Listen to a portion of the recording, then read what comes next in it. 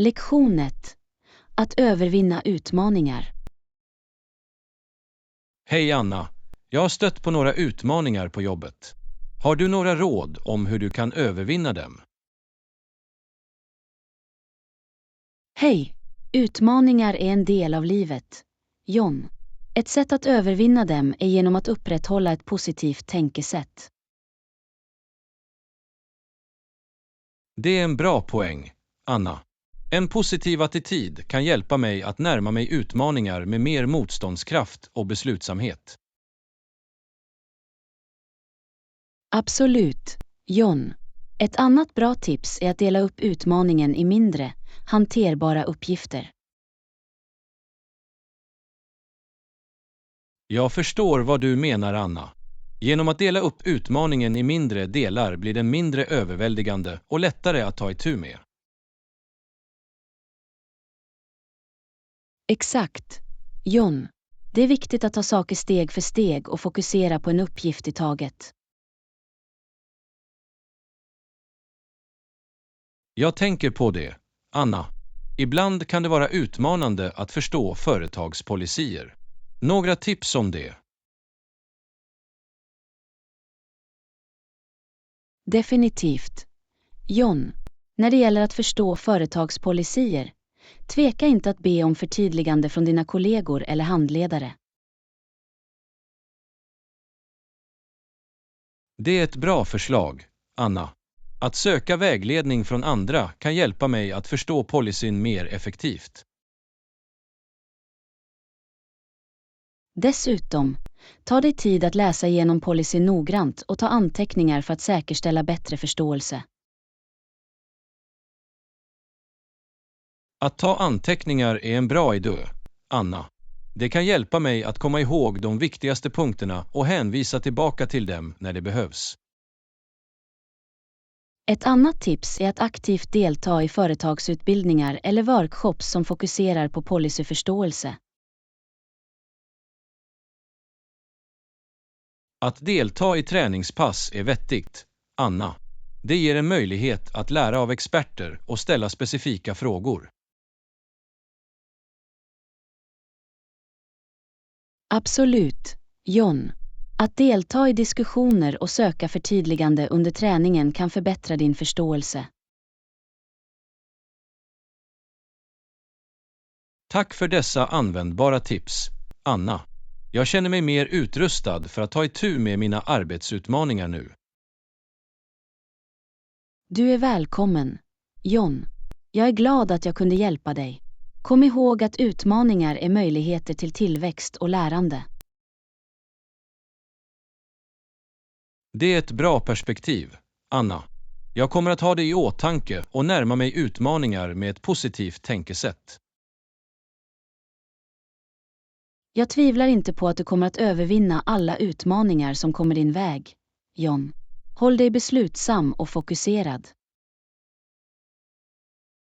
Tack för dina uppmuntrande ord, Anna. Jag uppskattar ditt stöd och vägledning.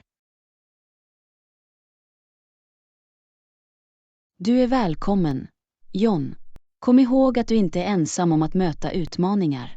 Luta dig på dina kollegor och sök hjälp vid behov. Jag ska, Anna.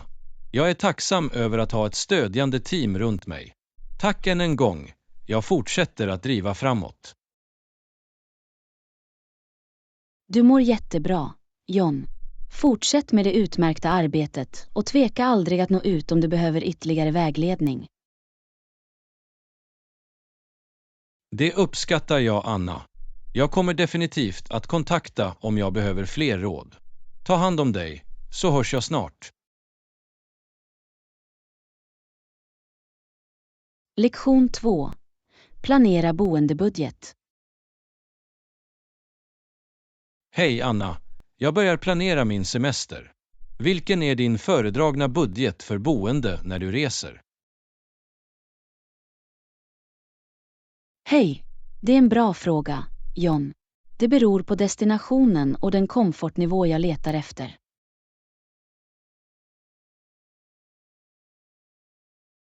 Jag förstår. Så väljer du vanligtvis budgetvänligt boende eller föredrar du mer lyxiga alternativ? Det beror verkligen på min budget för resan, John. Ibland går jag efter budgetvänliga alternativ för att spara pengar för andra upplevelser. Det är vettigt, Anna. Det är viktigt att fördela budgeten klokt för att få ut det mesta av hela resan. Absolut, John. Det finns dock tillfällen då jag spenderar lite och unnar mig en mer lyxig vistelse för ett speciellt tillfälle. Det låter som en bra balans, Anna.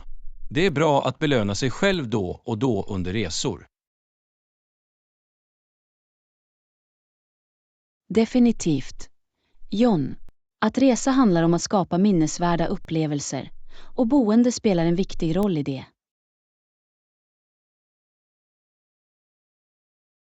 Så, hur hittar du vanligtvis boende inom din önskade budget? Jag börjar ofta med att undersöka online, John. Det finns många resewebbplatser och appar som erbjuder ett brett utbud av alternativ. Det är ett bra tillvägagångssätt, Anna. Det låter dig jämföra priser och läsa recensioner från andra resenärer. Ja, att läsa recensioner är viktigt, John. Det hjälper mig att få en uppfattning om kvaliteten och värdet på boendet. Har du några andra tips för att hitta budgetvänligt boende? Ett tips är att överväga att bo på pensionat eller vandrarhem istället för hotell, särskilt om du reser ensam eller med en stram budget. Det är ett bra tips, Anna. Pensionat och vandrarhem erbjuder ofta mer överkomliga priser och en chans att träffa andra resenärer. Ett annat alternativ är att leta efter erbjudanden och rabatter, John. Många webbplatser erbjuder specialkampanjer eller sista minuten erbjudanden. Jag tänker på det, Anna. Det är alltid värt att kolla efter rabatter som kan hjälpa till att sträcka boendebudgeten. Absolut, John. Slutligen, glöm inte att överväga platsen för boendet.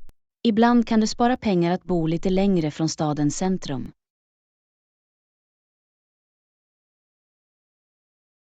Det är en bra poäng, Anna. Så länge det finns bekväm transport kan det vara ett budgetvänligt val att bo lite utanför staden. Exakt, John. Det handlar om att hitta rätt balans mellan komfort, budget och plats. Tack för att du delar med dig av dessa tips, Anna. Det har gett mig några idéer om hur jag kan planera min boendebudget mer effektivt. Du är välkommen, John. Jag är glad att jag kunde hjälpa. Kom ihåg att hitta rätt boende bidrar till den totala reseupplevelsen. Jag uppskattar ditt råd, Anna. Jag kommer att se till att ta hänsyn till alla dessa faktorer när jag planerar min kommande resa. Jag är säker på att du hittar det perfekta boendet inom din önskade budget, John. Önskar dig en fantastisk resa framåt. Tack, Anna. Jag ser fram emot det. Jag ska låta dig veta hur allt går. Tills dess, ta hand om dig. Lektion 3. Skräddarsydda tjänster för företag. Hej Anna, när det gäller företagstjänster, tycker du att det är avgörande att betala mer för skräddarsydda tjänster? Hej, absolut, John. Skräddarsydda tjänster kan ge företag skräddarsydda lösningar som uppfyller deras specifika behov.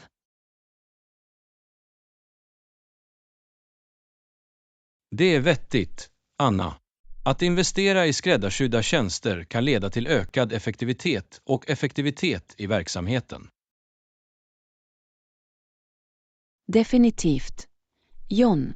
Skräddarsydda tjänster är utformade för att möta de unika utmaningarna och kraven för varje företag. Så, vilka är några exempel på skräddarsydda tjänster som företag kan dra nytta av? Ett exempel är personliga marknadsföringsstrategier. John. Att skräddarsy marknadsföringskampanjer för att rikta in sig på specifika kundsegment kan ge bättre resultat. Det är ett bra exempel, Anna. Det gör det möjligt för företag att ansluta till sin målgrupp mer effektivt. Ett annat exempel är skräddarsydd mjukvaruutveckling. John. Företag kan ha programvara utformad för att effektivisera sina processer och förbättra produktiviteten. Anpassad programvara låter som en värdefull investering, Anna. Det kan hjälpa företag att optimera sin verksamhet och ligga steget före konkurrenterna. Absolut, John. Skräddarsydda konsulttjänster är också viktiga. Konsulter som förstår ett företags unika behov kan ge värdefulla insikter och rekommendationer.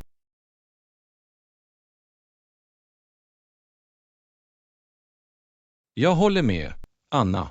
Att arbeta med konsulter som är specialiserade inom branschen kan ge nya perspektiv och hjälpa företag att fatta välgrundade beslut. Dessutom är skräddarsydd kundservice viktigt. John. Att tillhandahålla personlig support och lösningar kan öka kundnöjdheten och lojaliteten. Det är en viktig aspekt, Anna. Företag som prioriterar utmärkt kundservice har ofta en konkurrensfördel. Definitivt. John. Skräddarsydda utbildningsprogram för anställda är också fördelaktiga. Utbildning som överensstämmer med de specifika färdigheter och kunskaper som behövs i ett företag kan främja tillväxt och utveckling. Jag ser värdet i skräddarsydd träning, Anna. Det hjälper anställda att förvärva den expertis som krävs för att utmärka sig i sina roller. Absolut, John. Att betala mer för skräddarsydda tjänster kan i slutändan leda till långsiktiga fördelar och en starkare position på marknaden. Det är tydligt att skräddarsydda tjänster erbjuder fördelar som kan bidra till framgången för företag, Anna. Ja, John. Även om de kan medföra en högre kostnad, motiverar avkastningen ofta kostnaden. Tack för att du delar med dig av dessa insikter, Anna. Det är viktigt för företag att ta hänsyn till värdet av skräddarsydda tjänster i sin verksamhet. Du är välkommen, John. Jag är glad att jag kunde bidra till diskussionen. Skräddarsydda tjänster kan vara en spelväxlare för företag. Jag uppskattar din insats, Anna. Det har gett mig en djupare förståelse för betydelsen av skräddarsydda tjänster. Tack igen!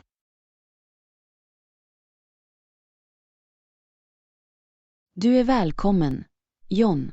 Jag är alltid här för att dela kunskap och insikter. Kontakta gärna om du har fler frågor. Jag ska, Anna. Din expertis är ovärderlig. Ha en bra dag, så hörs jag snart. Lektion 3. Tillgänglighet för taxibilar. Hej Anna. Har du någonsin undrat hur man vet om en taxi är tillgänglig? Hej. Ja, jag har. Ett sätt att kontrollera är att leta efter ljuset ovanpå bilen. Om den är på betyder det att hytten är tillgänglig.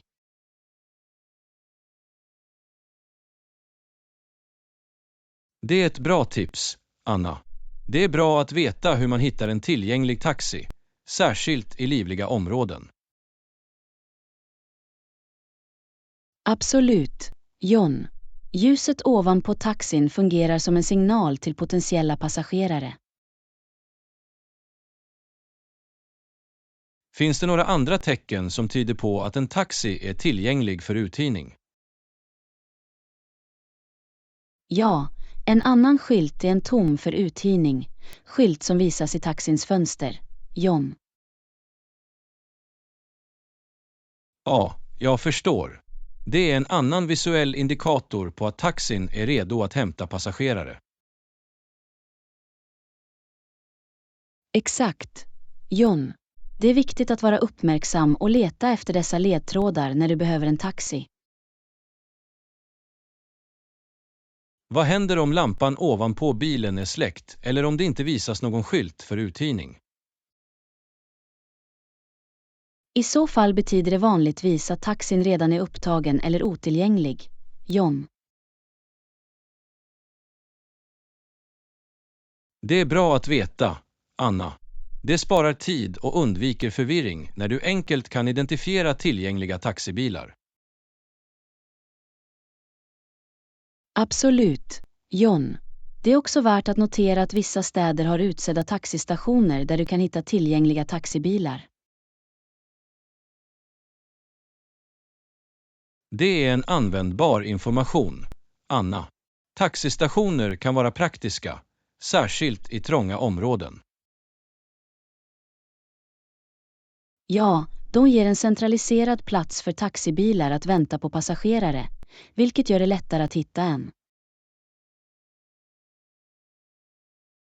Finns det några andra tips du kan dela när det gäller att hitta en ledig taxi?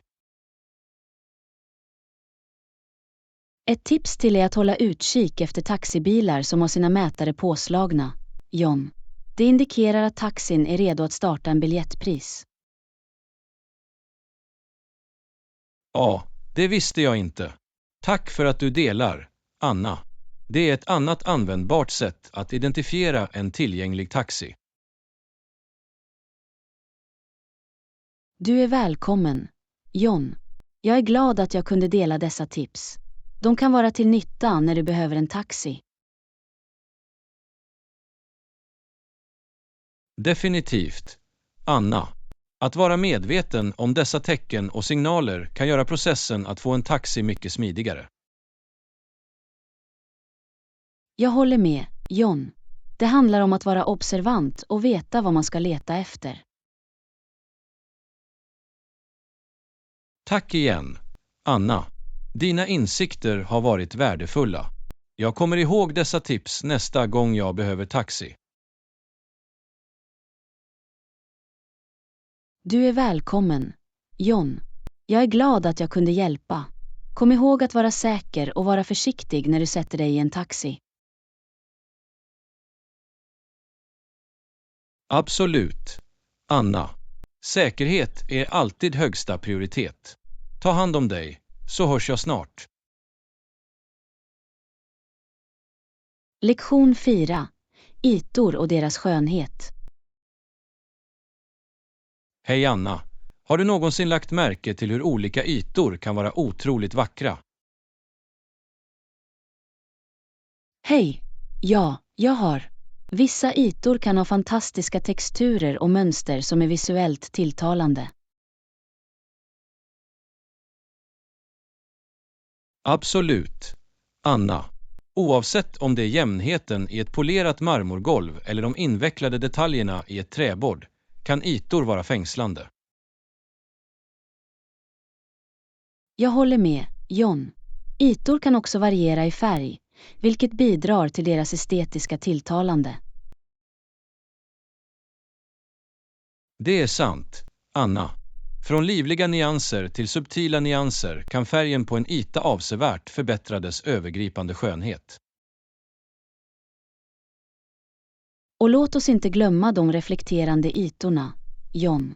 Speglar och glas kan skapa fantastiska visuella effekter.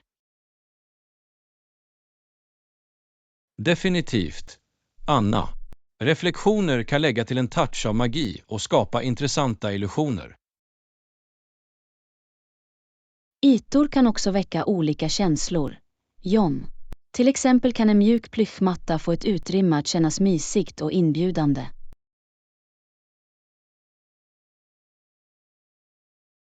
Det är en bra poäng, Anna. Strukturen på en yta kan påverka hur vi uppfattar och upplever en viss miljö.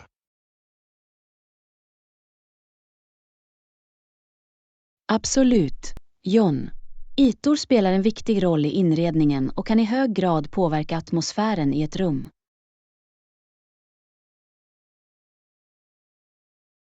Jag har också sett en del fantastisk gatukonst målad på byggnadens ytor, Anna. Det kan helt förändra utseendet och känslan av ett grannskap. Gatukonst är ett fantastiskt exempel, John. Det visar hur ytor kan bli dukar för kreativitet och självuttryck.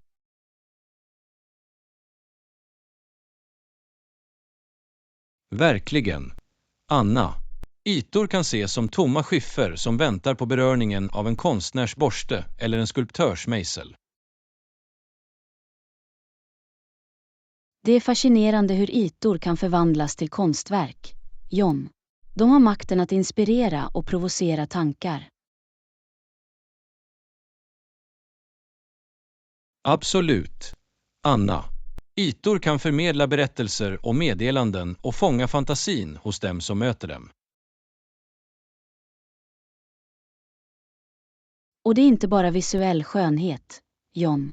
Ytor kan också ge taktilt nöje, såsom silkens jämnhet eller grovheten i en stenmur. Du har rätt, Anna. Vår känsla av beröring gör att vi kan uppskatta de olika texturer och känslor som ytor erbjuder. Ytor kan verkligen engagera flera sinnen, John. De bidrar till vår övergripande sensoriska upplevelse av världen omkring oss. Jag kunde inte hålla med mer, Anna. Ytorna är inte bara funktionella. De kan vara inspirationskällor och glädje. Absolut, John. Det är värt att ta en stund att uppskatta skönheten som omger oss i form av olika ytor.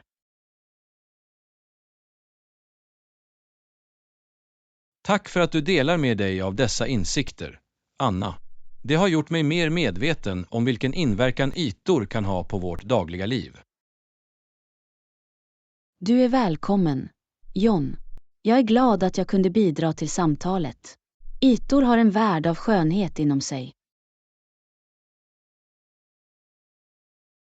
Jag uppskattar ditt perspektiv, Anna. Det har gett mig en ny uppskattning för ytans invecklingar och estetik. Tack igen.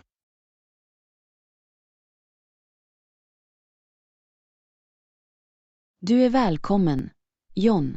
Jag är alltid här för att dela kunskap och insikter. Kontakta gärna om du har fler frågor.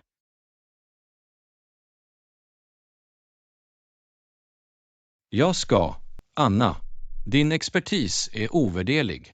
Ha en bra dag, så hörs jag snart. Lektion 5.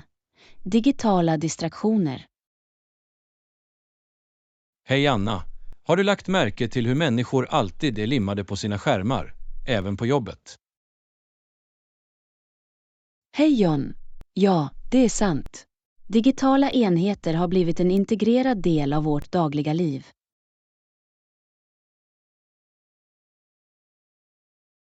Det är inte bara för personligt bruk längre. Även i professionella miljöer distraheras människor ständigt av sina skärmar.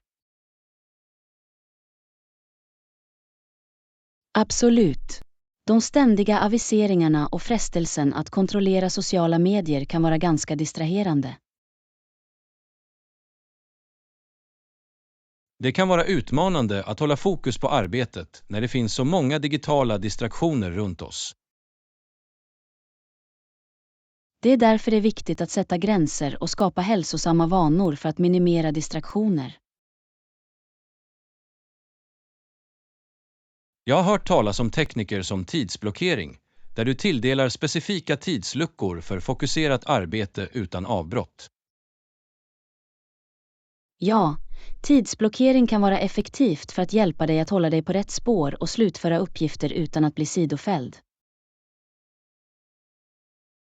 Ett annat tillvägagångssätt är att öva digitala detoxer, där du avsiktligt kopplar bort från dina enheter under en viss period. Det är en bra idé. Att ta pauser från skärmar kan bidra till att minska ögonbelastningen och förbättra det allmänna välbefinnandet. Det är också viktigt att skapa en gynnsam arbetsmiljö som minimerar distraktioner. Till exempel att hålla telefonen tyst eller utom synhåll. Absolut. Att skapa en dedikerad arbetsyta och eliminera onödiga distraktioner kan öka produktiviteten avsevärt. Jag har också funnit att det kan vara till hjälp att använda produktivitetsappar eller webbläsartillägg som blockerar vissa webbplatser under arbetstid. Ja, det finns många verktyg tillgängliga för att hantera digitala distraktioner och öka fokus och effektivitet. Men det är en ständig kamp. Med den ständigt ökande digitala världen är det viktigt att hålla sig uppmärksam på vår skärmtid. Det är sant. Att hitta en balans mellan att använda teknik för produktivitet och undvika överdrivna distraktioner är nyckeln. Tja, Anna, tack för att du delar med dig av dessa insikter. Jag kommer definitivt att försöka implementera några av dessa strategier i min arbetsrutin. Du är välkommen, John. Jag hoppas att de visar sig vara till hjälp för dig. Kom ihåg att det tar tid och övning att utveckla nya vanor. Absolut, jag kommer att ha det i åtanke. Tack igen, Anna. Lektion 6. Shopping runt om i världen. Hej Anna, har du någonsin märkt några skillnader i butiker runt om i världen? Hej John. Ja, det varierar från land till land, men jag har märkt att vissa föremål är vanligare på vissa platser.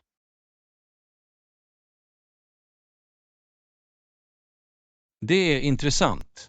Jag undrar om det finns några kulturella eller regionala influenser på de produkter som finns i butikerna. Absolut. Till exempel, i vissa asiatiska länder hittar du ett brett utbud av te och traditionella växtbaserade läkemedel. Ja, det är vettigt. Te är djupt rotat i sin kultur och har också medicinska egenskaper. Det stämmer. I Europa hittar du ofta ett stort urval av ostar och hantverksbröd på lokala marknader.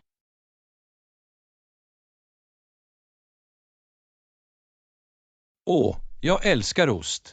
Jag kan föreställa mig hur härligt det skulle vara att utforska de olika sorterna i Europa. Det är en ostälskares paradis. Och på tal om marknader, i många delar av Afrika hittar du livliga utomhusmarknader som säljer färska råvaror och kryddor.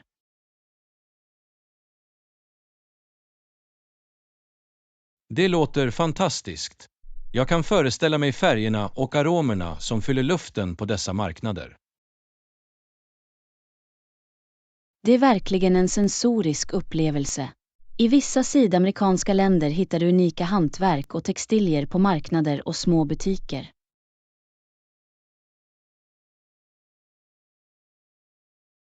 Hantverk kan vara så vackra och meningsfulla souvenirer. Det är trevligt att se hantverket bevarat i olika kulturer. Definitivt. Och i Nordamerika hittar du stora stormarknader med ett brett utbud av produkter, inklusive internationella livsmedel. Ja, mångfalden i Nordamerika möjliggör ett stort utbud av matalternativ från olika kulturer. Det är fascinerande att se hur shoppingupplevelser kan skilja sig åt runt om i världen, vilket återspeglar lokala seder och traditioner. Absolut.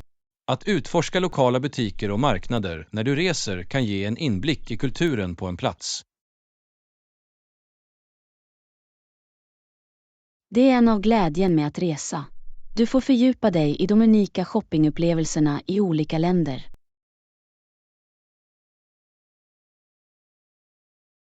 Tja, Anna. Tack för att du delar med dig av dessa insikter. Det är inspirerande att tänka på de olika shoppingupplevelserna runt om i världen. Du är välkommen, John. Det är alltid intressant att lära sig om olika kulturer genom vardagliga aktiviteter som shopping. Verkligen. Det vidgar våra perspektiv och påminner oss om skönheten i vår mångfaldiga värld. Ha en bra dag, Anna. Lektion 7. Håromvandlingar. Hej Anna. Har du någonsin funderat på att ändra din hårfärg? Jag har hört att det kan vara ett roligt sätt att ändra ditt utseende. Hej John. Ja, jag har tänkt på det. Det är intressant hur en enkel förändring i hårfärg kan göra stor skillnad i utseende.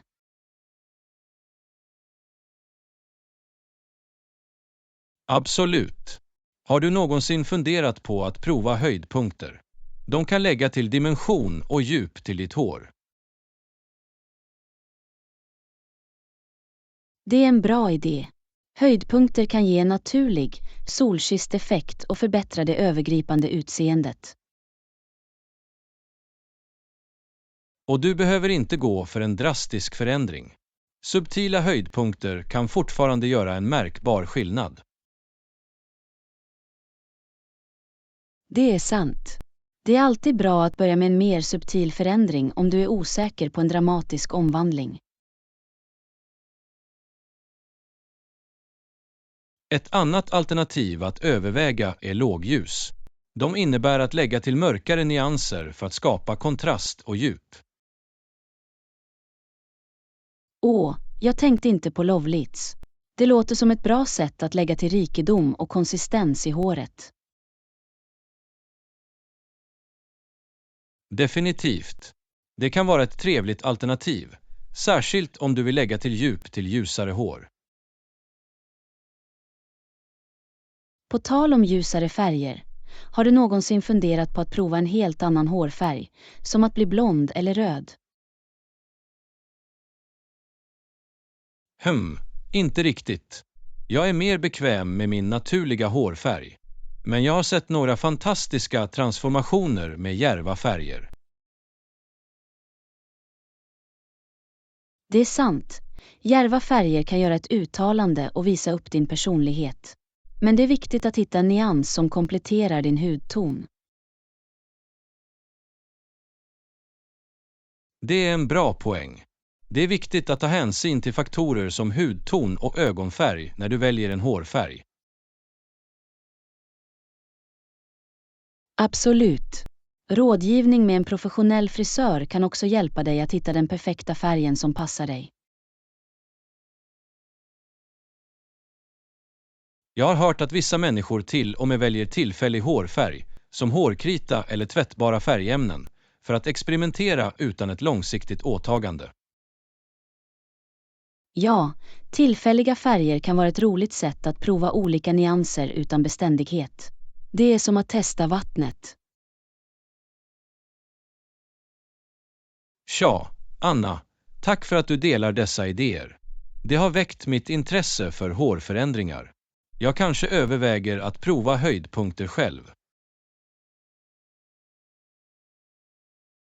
Du är välkommen, John.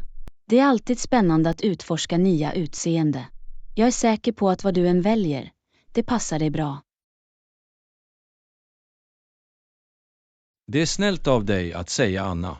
Jag uppskattar uppmuntran. Ha en fantastisk dag.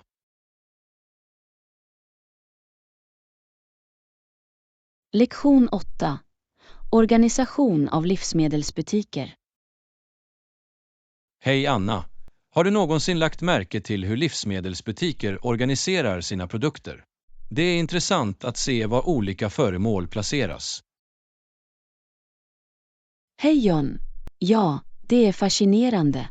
Jag har märkt att vissa föremål, som morötter, ofta finns i mittgången.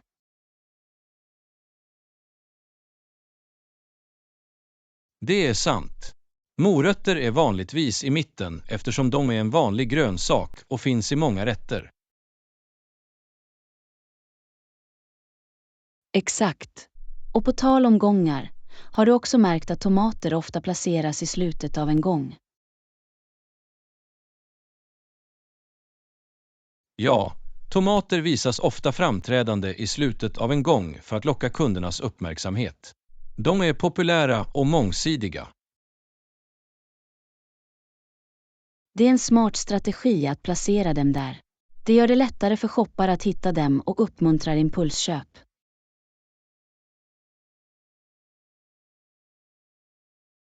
Definitivt.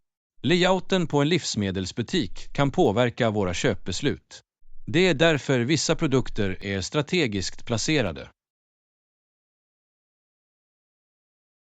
Absolut. Du hittar ofta viktiga föremål som mjölk och ägg placerade på baksidan av butiken så att du måste gå igenom andra gångar.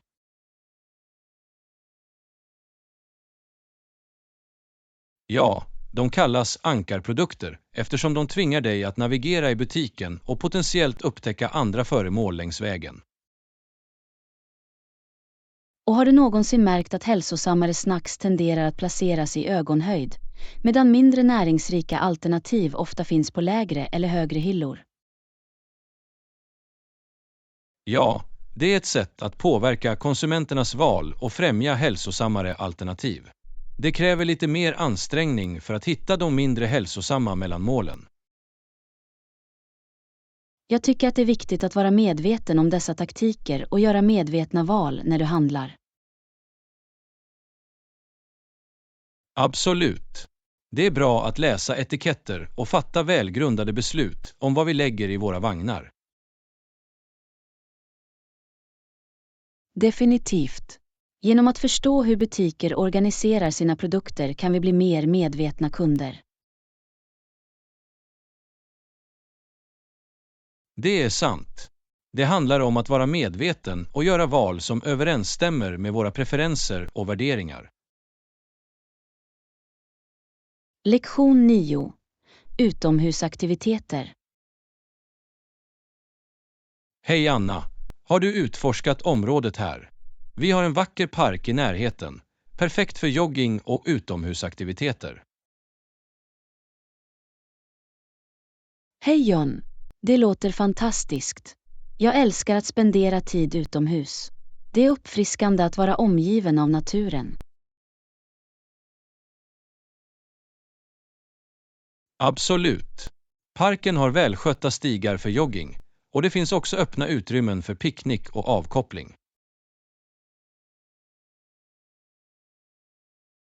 Det är underbart. Det är fantastiskt att ha en plats där du kan njuta av olika aktiviteter och varva ner från det livliga stadslivet. Ja, det är en lugn flykt från liv och rörelse. Plus, parken erbjuder vacker natur och en chans att få kontakt med naturen. Jag tycker att vara i naturen kan ha en lugnande effekt på sinnet och kroppen. Det är ett bra sätt att stressa ner och ladda. Definitivt. Och parken har också olika idrottsanläggningar som tennisbanor och basketplaner, så att du kan delta i lagsporter eller träna dina färdigheter. Det är fantastiskt. Det ger möjligheter till både individuella och gruppaktiviteter. Låter som en plats för alla.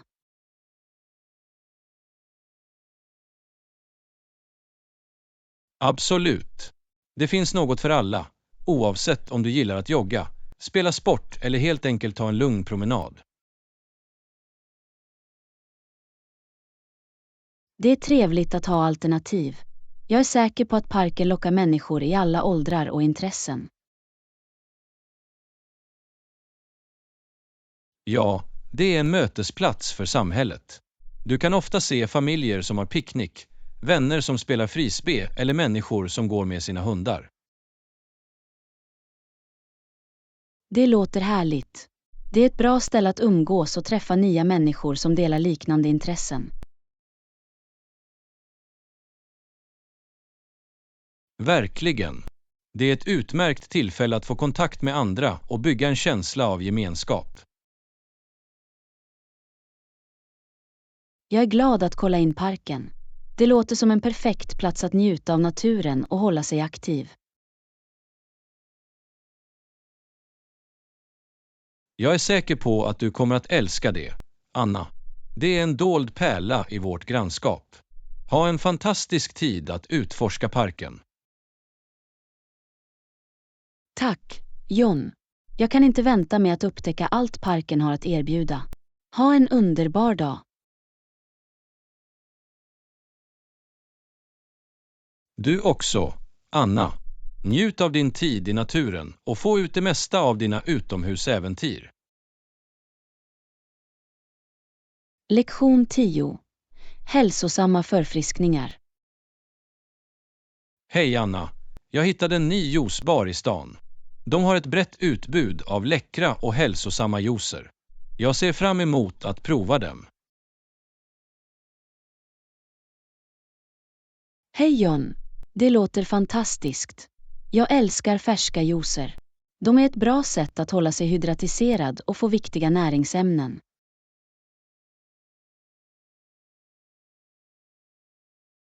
Absolut. Juicer är packade med vitaminer och mineraler. De kan vara ett uppfriskande och näringsrikt alternativ till sockerhaltiga drycker. Jag håller helt med. Det är viktigt att välja drycker som ger näring åt våra kroppar snarare än att bidra till tomma kalorier.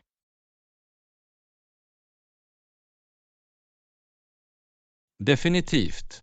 Dessutom, med de olika frukter och grönsaker som finns tillgängliga, finns det oändliga smakkombinationer att utforska. Det är skönheten i juicer. Du kan blanda olika ingredienser för att skapa unika och välsmakande blandningar. Och juicebaren jag nämnde erbjuder också smoothies gjorda med färsk frukt och yoghurt. De är ett bra alternativ för ett snabbt och mättande mellanmål. Smoothies är underbara. De ger en bra balans mellan frukt, protein och friska fetter. De kan hålla dig nöjd längre.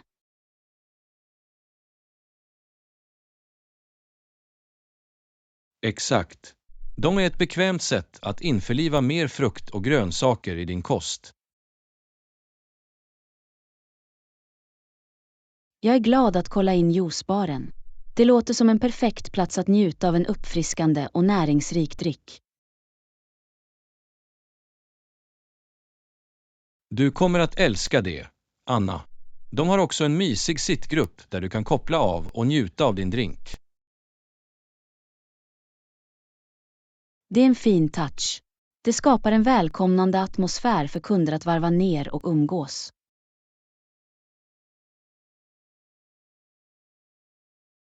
Ja, det är ett bra ställe att träffa vänner eller till och med ha en lugn stund för dig själv. Jag kan inte vänta med att prova deras juicer och kanske upptäcka några nya smakkombinationer. Jag är säker på att du hittar något du kommer att njuta av. Det är alltid kul att experimentera med olika frukter och grönsaker. Tack för att du delar detta fynd, John. Det är alltid bra att upptäcka nya platser som främjar hälsosamma val. Du är välkommen, Anna. Jag är glad att du är upphetsad över det. Njut av ditt besök i juicebaren och njut av de uppfriskande smakerna. Lektion 11. Vinprovning. Hej Anna, har du någonsin varit på ett vinprovningsevenemang? Jag hörde att de har ett stort urval av röda och vita viner. Hej John. Nej, det har jag inte. Men det låter som en bra idé. Jag har alltid velat lära mig mer om olika typer av viner.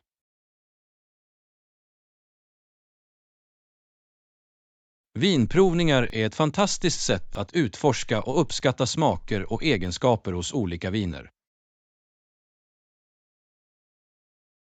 Det låter spännande. Kommer det att finnas några experter som styr provsmakningen? Eller är det mer en självstyrd upplevelse? Vanligtvis finns det sommeliers eller kunnig personal som ger information om varje vin och erbjuder vägledning under provsmakningen. Det är till hjälp.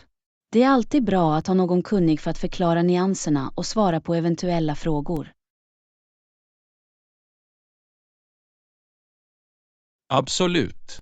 De kan ge insikter i vinframställningsprocessen, regionerna vinerna kommer från och till och med föreslå matparningar. Jag tycker att konsten att para ihop vin med mat är fascinerande. Det kan förbättra matupplevelsen och få fram de bästa smakerna. Definitivt. Rätt kombination av vin och mat kan skapa en harmonisk balans och höja den övergripande smaken. Jag är nyfiken. Finns det några specifika etiketter eller ritualer förknippade med vinprovning? Ja, det finns några allmänna riktlinjer att följa. Till exempel är det vanligt att hålla vinglaset vid stammen för att undvika att värma vinet med handen. Det är vettigt. Temperaturen kan påverka vinets smak, så det är viktigt att bibehålla den perfekta servningstemperaturen. Exakt. Det rekommenderas också att virvla vinet försiktigt i glaset för att släppa dess aromer innan du tar en slurk. Ja, jag har sett människor göra det. Det hjälper till att fånga hela utbudet av dofter och smaker i vinet. Exakt.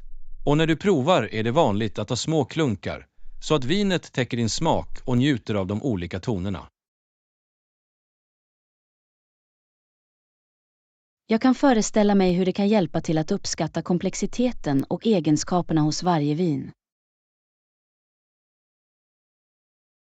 Det är en härlig upplevelse, Anna. Vinvärlden har så mycket att erbjuda, och provsmakningar är ett bra sätt att utforska och utöka din kunskap.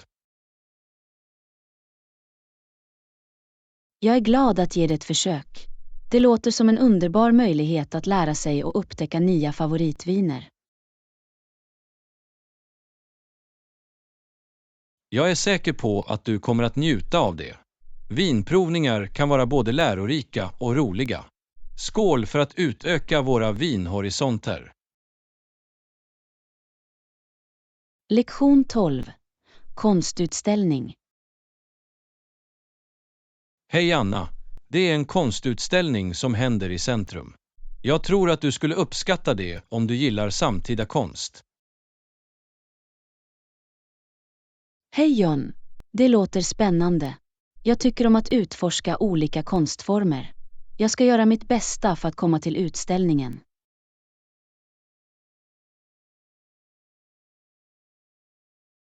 Härligt att höra, Anna. Konstutställningar är fantastiska möjligheter att fördjupa dig i kreativitet och bli inspirerad. Absolut. Jag tycker att konst är ett kraftfullt uttryck för känslor och idéer. Det är fascinerande att se hur konstnärer tolkar världen.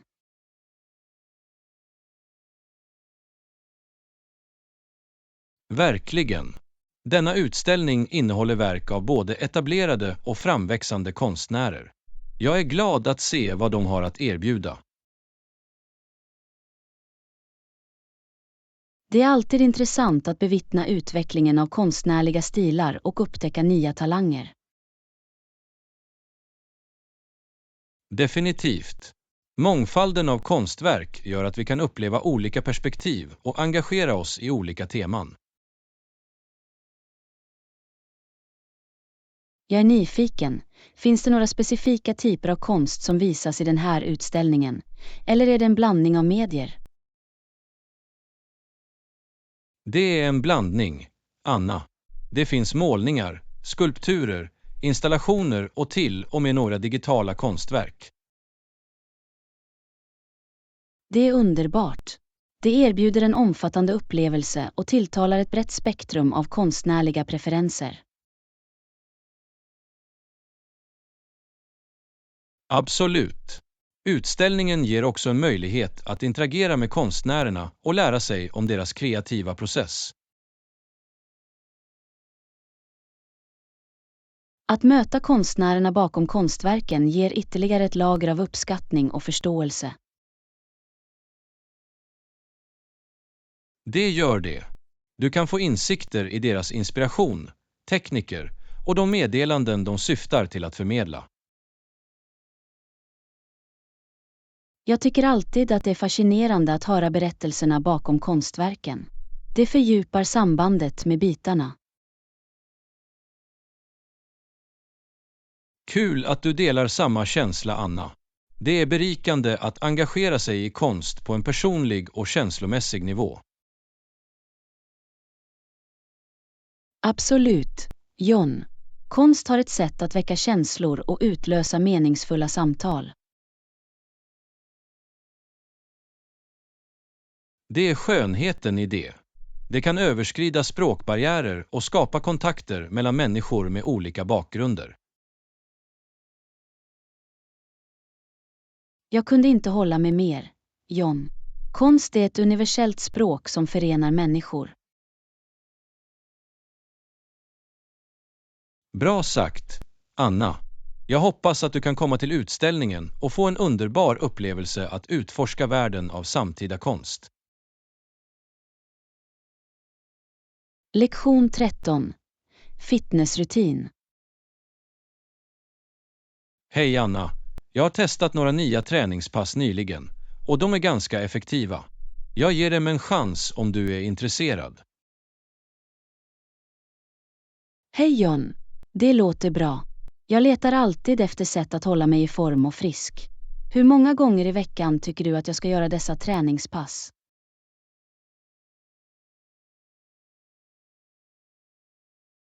Det beror på din kondition och schema, men att börja med 3 till 4 gånger i veckan är ett bra mål. Det låter genomförbart. Konsistens är nyckeln när det gäller träningsrutiner. Jag ska se till att prioritera det. Absolut. Regelbunden träning förbättrar inte bara fysisk hälsa utan förbättrar också mentalt välbefinnande. Jag har hört att träning kan öka humöret och minska stress. Det är fantastiskt hur sammankopplade vårt sinne och kropp är. Det stämmer, Anna. Fysisk aktivitet frigör endorfiner, som är naturliga humörhissar. Det är fascinerande. Så, dessa nya träningspass du nämnde, vilken typ av övningar är inblandade? De träningspass jag har gjort kombinerar styrketräning, konditionsträning och lite flexibilitetsarbete. Det låter som en väl avrundad rutin. Styrketräning bygger muskler, cardio förbättrar uthållighet och flexibilitet förbättrar rörligheten. Exakt. Ett balanserat tillvägagångssätt hjälper till att rikta in sig på olika aspekter av kondition och håller träningen engagerande. Jag uppskattar den variationen. Det förhindrar tristess och låter mig utmana min kropp på olika sätt. Absolut. Det är viktigt att fortsätta pressa dig själv och gradvis öka intensiteten när din kondition förbättras. Jag kommer att ha det i åtanke. Det är viktigt att lyssna på min kropp och göra justeringar därefter. Rätt plats, Anna. Att vara uppmärksam på hur din kropp känns och anpassa träningen därefter är avgörande för långsiktig framgång. Jag är glad att införliva dessa nya träningspass i min rutin. Det är alltid uppfriskande att prova något nytt. Jag är glad att höra det. Kom ihåg att värma upp före varje session och svalna efteråt för att förhindra skador. Bra poäng. Sträckning och korrekta och nedkylningsrutiner är viktiga för att förebygga skador. Absolut. Och glöm inte att hålla dig hydratiserad under träningen. Det är viktigt att du bränner din kropp ordentligt.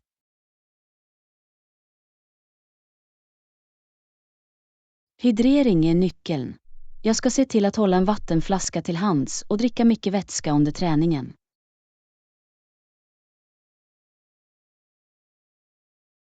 Det är skälen, Anna.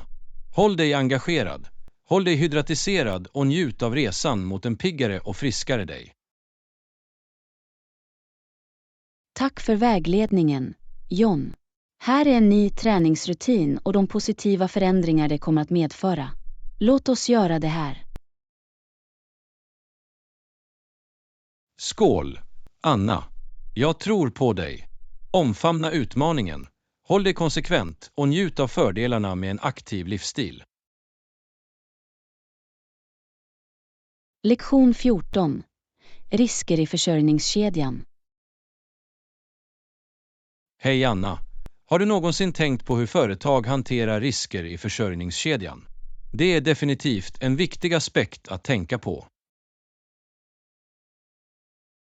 Hej John. Absolut. Risker i försörjningskedjan kan ha en betydande inverkan på ett företags verksamhet och lönsamhet. Hur hanterar de dessa risker?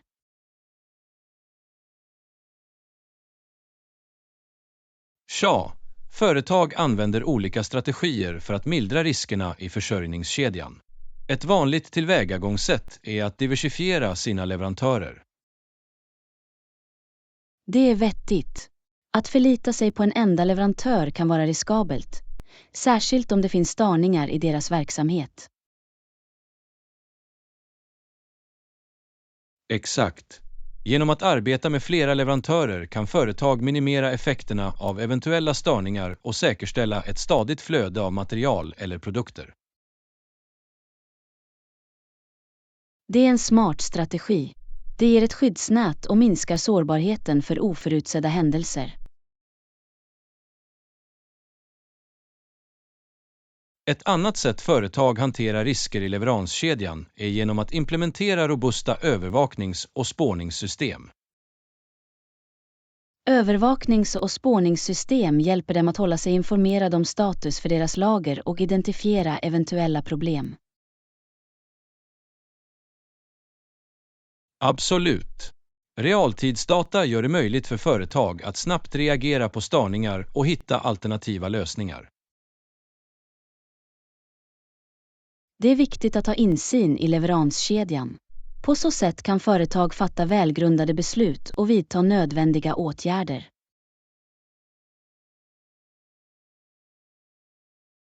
Tillsammans med övervakning deltar företagen också i proaktiv riskbedömning och beredskapsplanering. Så, de förutser potentiella risker och utvecklar planer för att mildra dem i förväg. Ja, exakt. Genom att identifiera potentiella risker och ha beredskapsplaner på plats kan företag reagera snabbt och minimera effekterna. Det är ett proaktivt tillvägagångssätt. Det visar hur viktigt det är att vara beredd på oförutsedda händelser. En annan aspekt är att bygga starka relationer med leverantörer. Öppen kommunikation och samarbete är nyckeln. Genom att främja starka relationer kan företag arbeta tillsammans med sina leverantörer för att ta itu med utmaningar och hitta lösningar. Absolut. Det är ett partnerskap där båda parter har ett egenintresse av att säkerställa en smidig och pålitlig leveranskedja. Jag kan se hur samarbete kan leda till en mer motståndskraftig och smidig leveranskedja. Verkligen. Slutligen investerar företag ofta i försäkringsskydd för att skydda sig mot potentiella ekonomiska förluster på grund av störningar i leveranskedjan. Försäkring ger ett extra lager av säkerhet och hjälper företag att återhämta sig vid eventuella negativa händelser. Exakt. Det handlar om att hantera risker, minimera störningar och säkerställa ett smidigt flöde av varor eller tjänster. Jag uppskattar insikten, John. Det är fascinerande att lära sig om de strategier företag använder för att hantera risker i försörjningskedjan. Kul att du tycker att det är intressant, Anna. Supply chain management är en komplex men avgörande aspekt av att driva ett framgångsrikt företag. Absolut. Det belyser vikten av att vara proaktiv, anpassningsbar och ha beredskapsplaner på plats.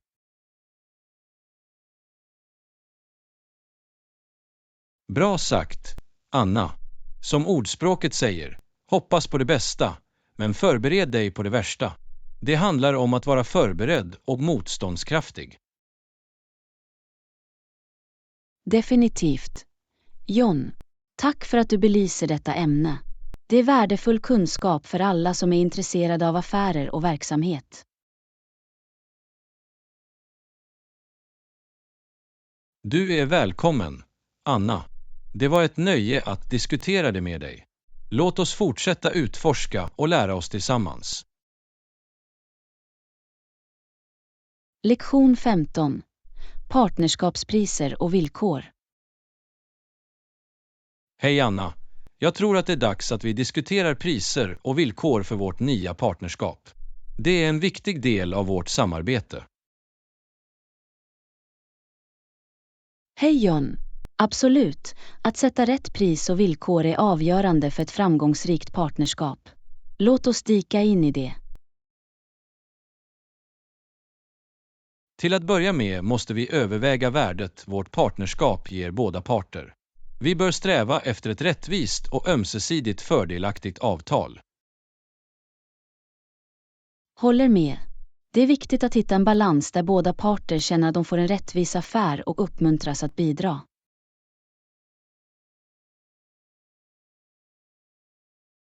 Vi bör också ta hänsyn till marknadsförhållandena och konkurrenskraftiga priser. Det är viktigt att vara konkurrenskraftig samtidigt som lönsamheten säkerställs. Det är en bra poäng. Vi måste vara medvetna om vad våra konkurrenter erbjuder och positionera oss därefter. Exakt. Det är viktigt att differentiera oss och ge unikt värde till våra kunder.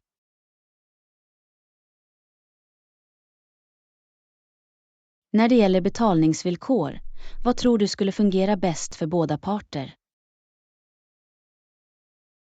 Vi kan överväga flexibla betalningsalternativ, såsom avbetalningsplaner eller nettobetalningsvillkor, för att tillgodose olika behov. Det låter rimligt.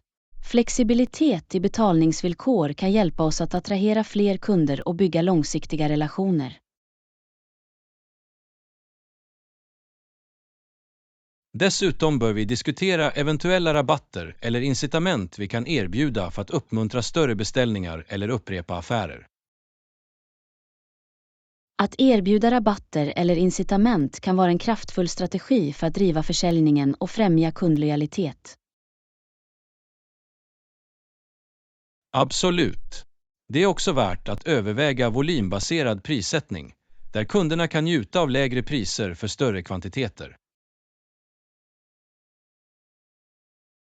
Volymbaserad prissättning kan vara ett effektivt sätt att stimulera kunder att öka sina orderstorlekar. Vi bör också beskriva eventuella specifika villkor relaterade till produktleverans, såsom ledtider och leveransansvar. Tydliga och överenskomna leveransvillkor är avgörande för att säkerställa smidig drift och kundnöjdhet. Och låt oss inte glömma garanti- och returpolicyer. Det är viktigt att upprätta rättvisa och transparenta riktlinjer. Garanti- och returpolicyer ger kunderna förtroende och säkerhet i sina inköp. Slutligen bör vi ha en mekanism för att regelbundet granska och justera våra priser och villkor baserat på marknadsförändringar. Regelbundna granskningar gör att vi kan förbli konkurrenskraftiga och anpassa oss till utvecklande kundbehov och marknadsdynamik. Exakt. Det är viktigt att vara smidig och lyhörd för att säkerställa livslängden och framgången för vårt partnerskap. Jag uppskattar din omtänksamhet, John. Det är uppenbart att prissättning och villkor spelar en viktig roll för vårt partnerskap. Tack, Anna. Det är viktigt att ha öppna och konstruktiva diskussioner för att skapa en stark grund för vårt samarbete.